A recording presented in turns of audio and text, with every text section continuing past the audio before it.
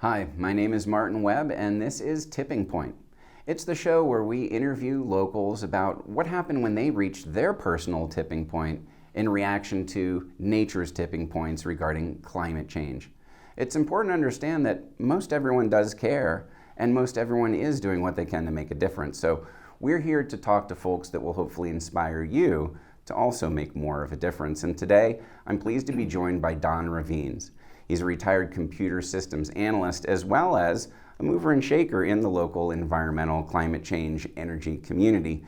Matter of fact, you're, a conservation chair and treasurer at the Sierra Foothills Audubon, coordinator at Nevada County Climate Action Now, as well as a member of the Nevada County Energy Action Plan Working Group. Thanks for joining me today, Don. Thanks, Martin.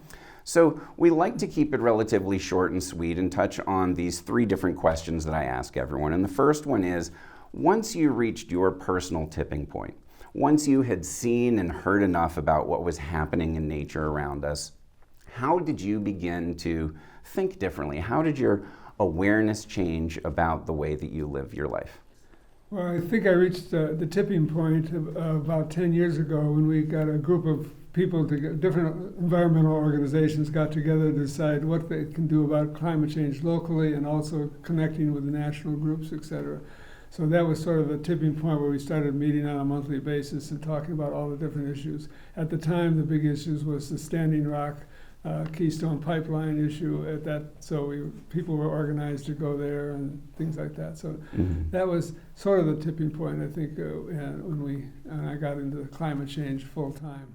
And how would you feel like your awareness was different after versus the Don Rivenes before that happened? It sounds like what I'm hearing is that there's awareness that this is something that requires connection at multiple levels, local, national, and forming groups.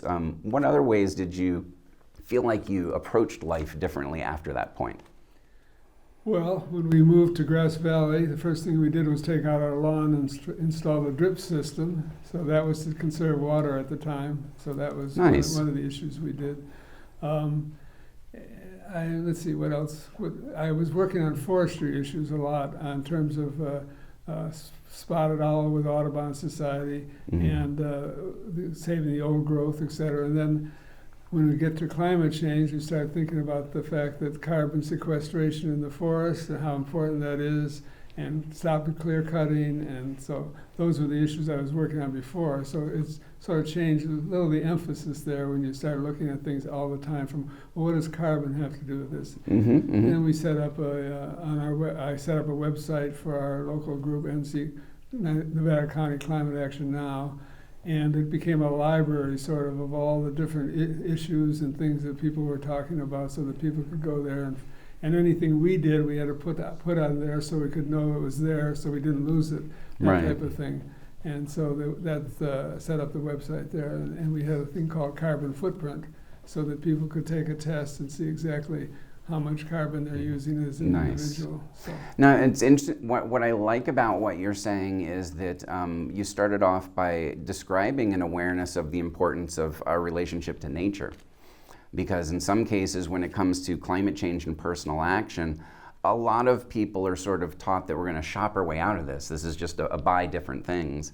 But it's really important to understand this involves how we relate to nature, carbon sequestration, using nature as part of the solution, not something that can just be used.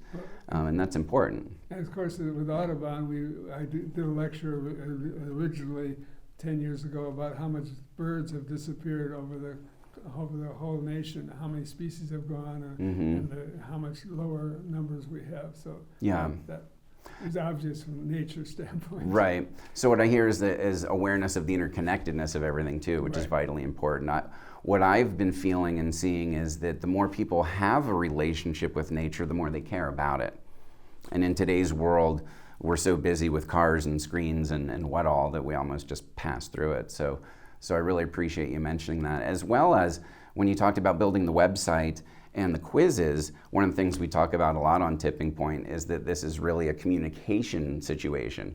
You know, we know what the issues are, we know what the solutions are, we have a lot of the technologies. So it's important for our viewers to understand that that's some of the important personal climate action steps people can take. It doesn't require financing just to talk about it. You don't have to buy something fancy Right. just to communicate. So what I hear also is that as part of when you've acted differently after reaching this tipping point, a lot of it is about connecting with locals and communicating with locals, websites and meetings and that type of thing. Go ahead and tell us a little bit about what it's like being part of so many different organizations, and why did you choose some of these, and what's your take on being an activist with all of these different choices of groups? What might you suggest to someone in the community that either wants to know what groups are out there and which ones to join? Because you're a member of quite a few. Yeah, one of the things we realized when we started this one group was that we'd hold meetings, a monthly meeting, and the same people seemed to show up each time. So we decided, well, how can we reach more people? How can we communicate more? So we have a list of about 250 people that we send constant contact as a group that you can send emails on a regular basis to people. So we do that whenever an issue comes up. We send out some comments like that on the issue. And then we also, for example, coming up in April is this Earth Fest in Nevada City. Mm-hmm. And we're going to have a booth there. And one of the things, we've got about 10 electric cars that we're bringing there, just so people can see all the different kinds of electric cars that are available. Nice. So that's, again, outreach to the community. Mm-hmm. A while back, we got Nevada City to pass 100% renewables resolution had a table at their summer fests. Oh yeah, the summer nights City, there, yeah. Got Mm-hmm. all the signatures of petitions and sent all that in order to get Nevada City to pass that. So it is getting out there with in booths at various locations. The Earth Home and Garden Show, we're going to be there, showing how induction burner can work on your stove. Oh, nice. Like that. Well, and one of the last things I want to touch on is that you've made it clear that there is a lot of space for people to take action on local politics. Mm-hmm. There's a sentiment that on the federal level, you're just hollering into the void, that you can write and email your congressperson, and even on the state level. But what I've seen you do through your action is prove, like you just said, that if people want to take action, that at the local level, there's really a lot to be done, and it sounds like you can have a direct, immediate impact. Is that something that you would suggest people in the community think about doing? Don't just think about the national politicians, but it sounds like you can get some motion locally. Yeah, there are a lot of good local organizations. The Sierra Club has a group my wife is chair of, and there's also Audubon Society. We have about 1,000 members, so there's all kinds and we have monthly meetings and on different topics. I write a column for our newsletter, and most of it's on climate change, so that people can get more awareness of it. Those are a couple of the organizations, but there's a lot of other Earth Justice Ministries. There's a lot of different local groups that are really taking action.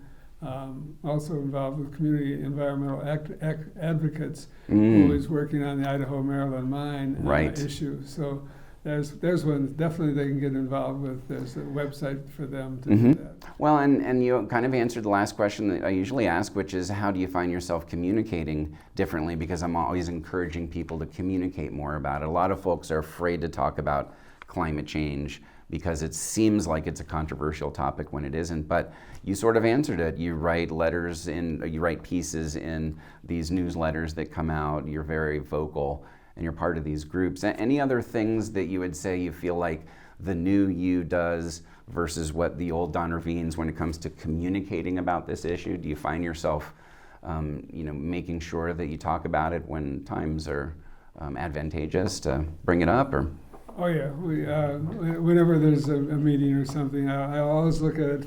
Okay, now how does this affect climate change? Whatever this group is talking about, how does climate change work into that? Right. For example, if they're talking about resilience and recreation in the county now, and recreation in the national forest, well, how do people get there? What kind of a car do they use? How many emissions are going to have? And so there's always a way to look at everything now in terms of global warming and climate change, I think. Almost every move we make makes a difference, Yeah. one way or another. Yeah. Well, Don, I appreciate you making time to join us here and talk on the tipping point. I've been joined by Don Rivenes. He's a local mover and shaker in the energy efficiency and climate change and environmental part of our community. I thank you so much for that. Retired computer systems analyst that's spending time to tell us exactly how he has changed after reaching his tipping point. And we hope that you're able to follow his lead and be inspired to make your own difference. Tune into one of our other episodes here at Tipping Point.